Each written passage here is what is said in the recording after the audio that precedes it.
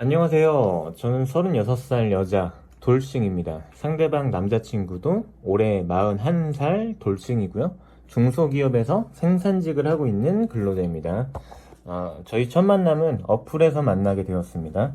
저는 결혼생활 당시에 미국에서 생활하다 이혼 후에 한국으로 돌아왔고, 아이가 있는 것도 아니라서 전 남편과는 일방적으로 연락이 끊겼고, 제 남자친구는 11살짜리 아들이 하나 있습니다. 제가 결혼 생활 당시 자연 임신이 불가능해서 인공수정을 수차례 시도했었는데 그것도 여러 번 실패. 남편과 사이가 급속도로 좋아지지 않았고 그쪽 집안 어른들과도 문제가 생겨서 그로 인해 이혼 결정을 내리게 됐습니다. 그래서 아이를 가진 부모들을 보면 항상 부러운 대상이 되곤 했습니다.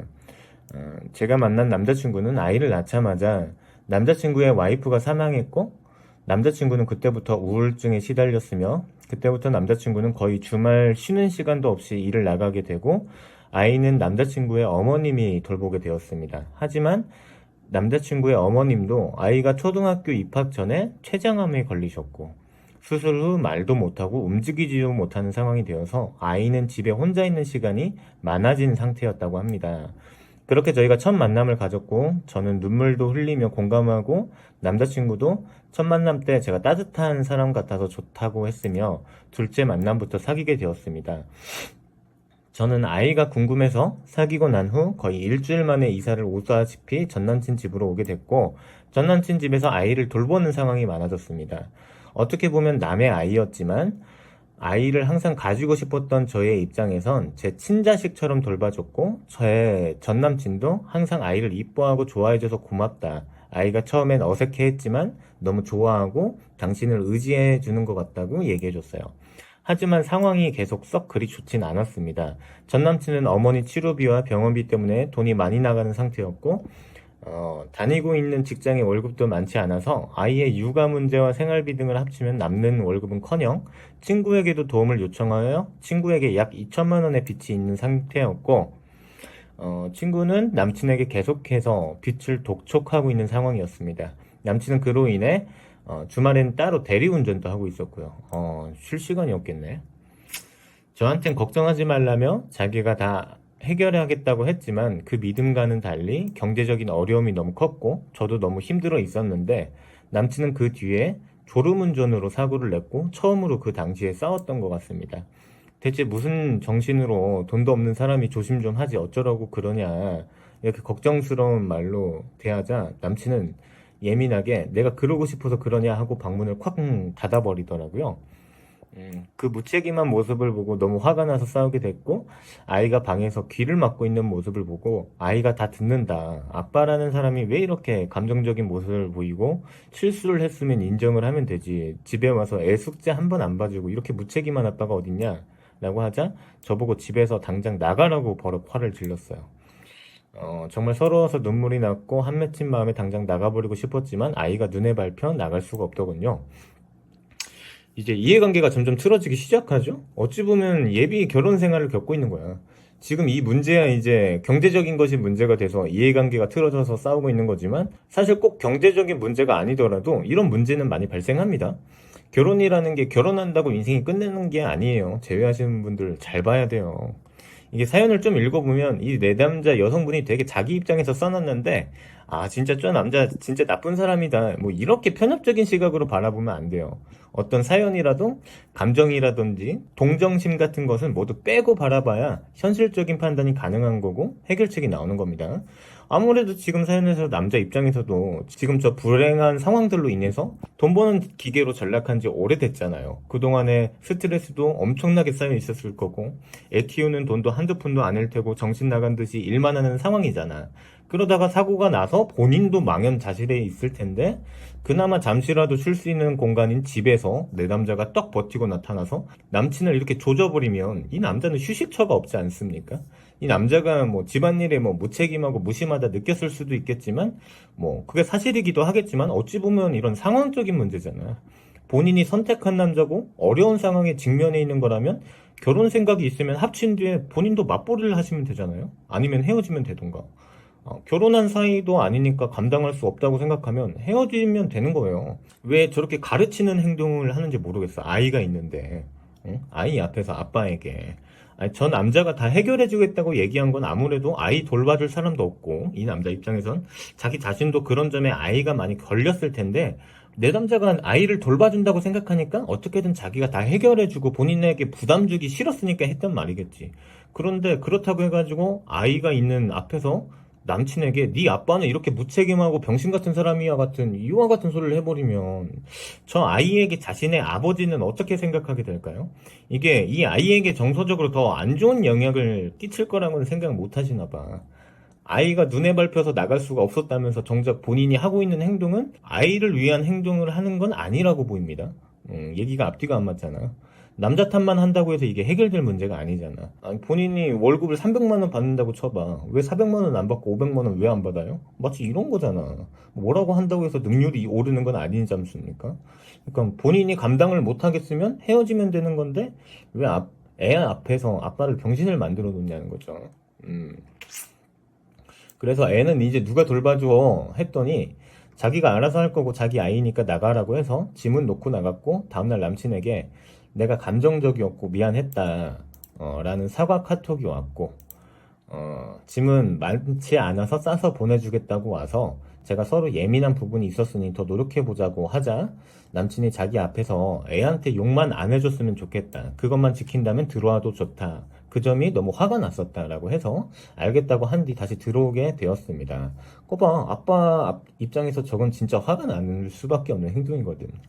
그러다 한 달 정도 뒤 2천만 원의 돈을 꿨던 남친 친구라는 사람이 남친 집에 찾아왔고 설득에 설득 끝에 1개월 뒤 절반 금액의 1천만 원을 어떻게든 갚겠다는 말 끝에 친구라는 사람은 집에 다시 돌아갔고요.